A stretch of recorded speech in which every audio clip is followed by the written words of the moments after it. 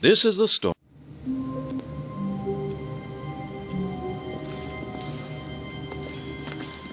All of his co-workers were gone. What could it mean? Stanley decided to go to the meeting room. Perhaps he had simply missed a memo.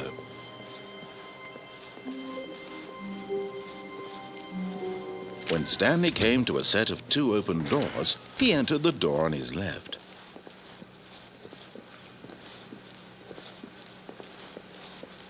Yet there was not a single person here either.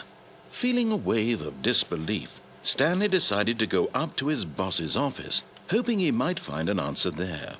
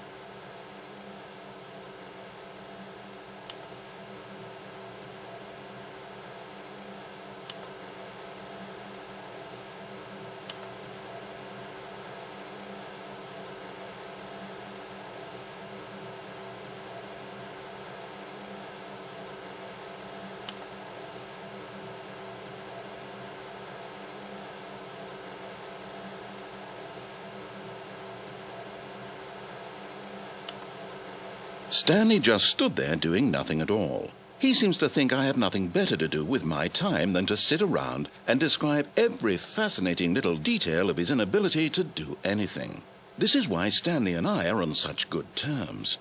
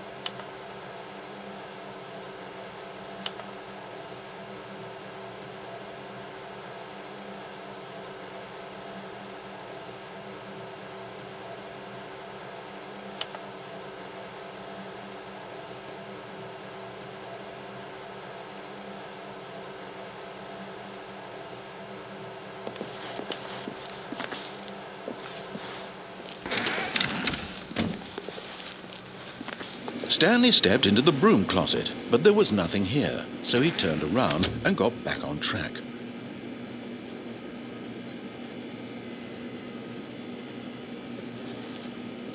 There was nothing here. No choice to make, no path to follow, just an empty broom closet. No reason to still be here.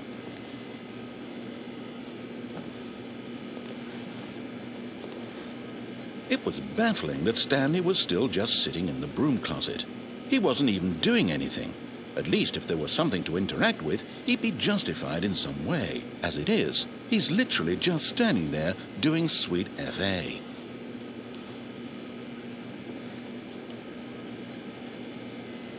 Are you really still in the broom closet? Standing around doing nothing? Why? Please offer me some explanation here. I'm genuinely confused.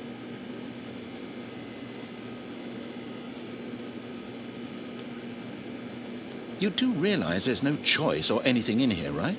If I'd said Stanley walked past the broom closet, at least you would have had a reason for exploring it to find out. But it didn't even occur to me because literally this closet is of absolutely no significance to the story whatsoever. I never would have thought to mention it.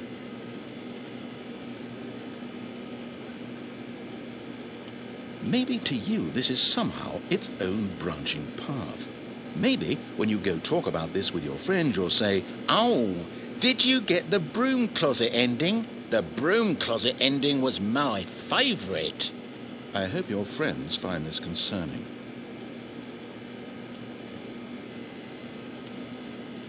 Stanley was fat and ugly and really stupid. He probably only got the job because of a family connection. That's how stupid he is. That or with drug money. Also, Stanley is addicted to drugs and hookers. Well, I've come to a very definite conclusion about what's going on right now. You're dead. You got to this broom closet, explored it a bit, and were just about to leave because there's nothing here, when a physical malady of some sort shut down your central nervous system and you collapsed on the keyboard. Well, in a situation like this, the responsible thing is to alert someone nearby so as to ensure that your body is taken care of before it begins to decompose. Hello? Anyone who happens to be nearby? The person at this computer is dead. He or she has fallen prey to any number of your countless human physiological vulnerabilities. It's indicative of the long-term sustainability of your species. Please remove their corpse from the area and instruct another human to take their place at the computer, making sure they understand basic first-person video game mechanics and filling them in on the history of narrative tropes in video gaming, so that the irony and insightful commentary of this game is not lost on them. All right, when you've done that, just step out into the hallway.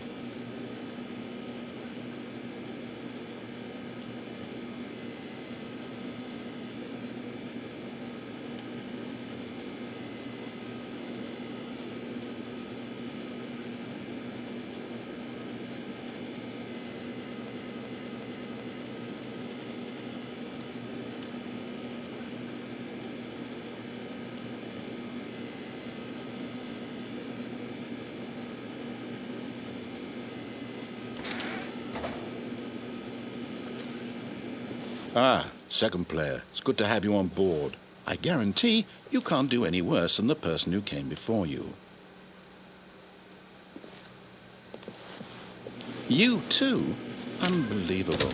I'm at the mercy of an entire species of invalids. Perhaps there's a monkey nearby you can hand the controls to. A fish? Fungus? Look, you can hammer out the details. I'm not particularly picky. I'll just be waiting for when you're ready to pick up the story again.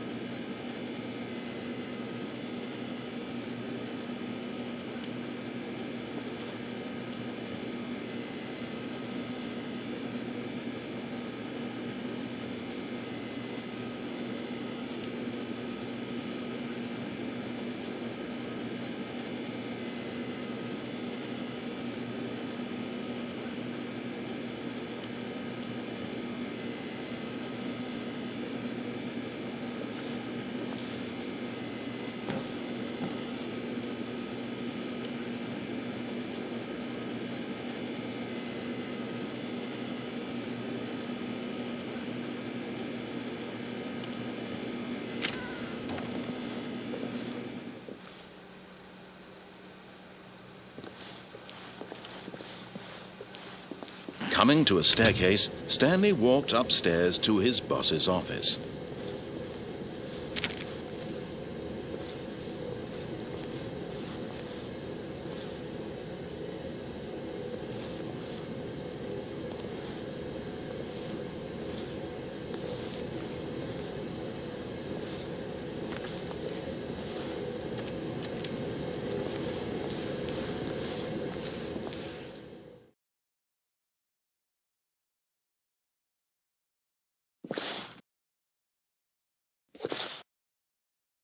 But Stanley just couldn't do it. He considered the possibility of facing his boss, admitting he had left his post during work hours. He might be fired for that. And in such a competitive economy, why had he taken that risk? All because he believed everyone had vanished? His boss would think he was crazy. And then something occurred to Stanley. Maybe, he thought to himself, maybe I am crazy. All of my co-workers blinking mysteriously out of existence in a single moment for no reason at all? None of it made any logical sense. And as Stanley pondered this, he began to make other strange observations. For example, why couldn't he see his feet when he looked down? Why did doors close automatically behind him wherever he went? And for that matter, these rooms were starting to look pretty familiar. Were they simply repeating? No, Stanley said to himself, this is all too strange. This can't be real. And at last, he came to the conclusion that had been on the tip of his tongue. He just hadn't found the words for it.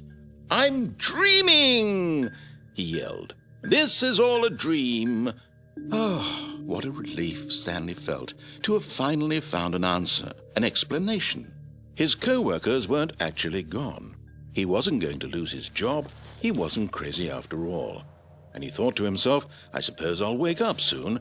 I'll have to go back to my boring real-life job pushing buttons. I may as well enjoy this while I'm still lucid. So, he imagined himself flying and began to gently float above the ground. Then he imagined himself soaring through space on a magical starfield, and it too appeared. It was so much fun, and Stanley marveled that he had still not woken up. How was he remaining so lucid? And then perhaps the strangest question of them all entered Stanley's head. One he was amazed he hadn't asked himself sooner. Why is there a voice in my head dictating everything that I'm doing and thinking? Now the voice was describing itself being considered by Stanley, who found it particularly strange. I'm dreaming about a voice describing me, thinking about how it's describing my thoughts, he thought. And while he thought it all very odd and wondered if this voice spoke to all people in their dreams, the truth was that, of course, this was not a dream. How could it be? Was Stanley simply deceiving himself, believing that if he's asleep, he doesn't have to take responsibility for himself? Stanley is as awake right now as he's ever been in his life. Now, hearing the voice speak these words was quite a shock to Stanley. After all, he knew for certain, beyond a doubt, that this was in fact a dream.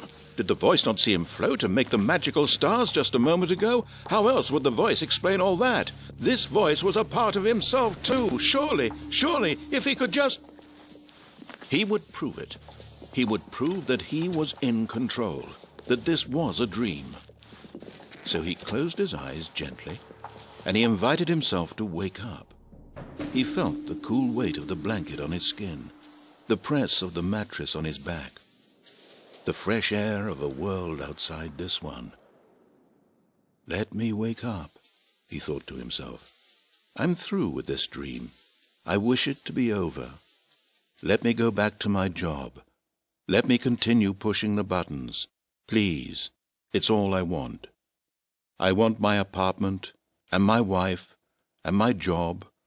All I want is my life exactly the way it's always been. My life is normal. I am normal. Everything will be fine. I am okay.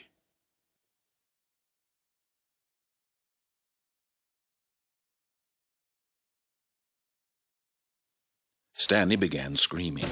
Please, someone, wake me up. My name is Stanley. I have a boss, I have an office, I am real. Please, just someone tell me I am real. I must be real, I must be. Can anyone hear my voice? Who am I? Who am I? And everything went black.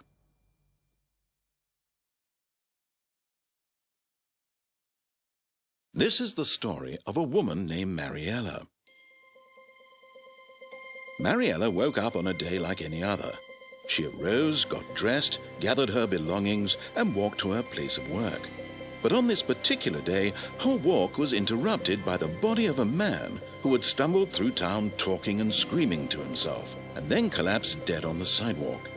And although she would soon turn to go call for an ambulance, for just a few brief moments she considered the strange man. He was obviously crazy, that much she knew. Everyone knows what crazy people look like. And in that moment, she thought to herself how lucky she was to be normal. I am sane. I am in control of my mind. I know what is real and what isn't. It was comforting to think this, and in a certain way, seeing this man made her feel better. But then she remembered the meeting she had scheduled for that day, the very important people whose impressions of her would affect her career, and by extension, the rest of her life. She had no time for this, so it was only a moment that she stood there, staring down at the body. And then she turned and ran.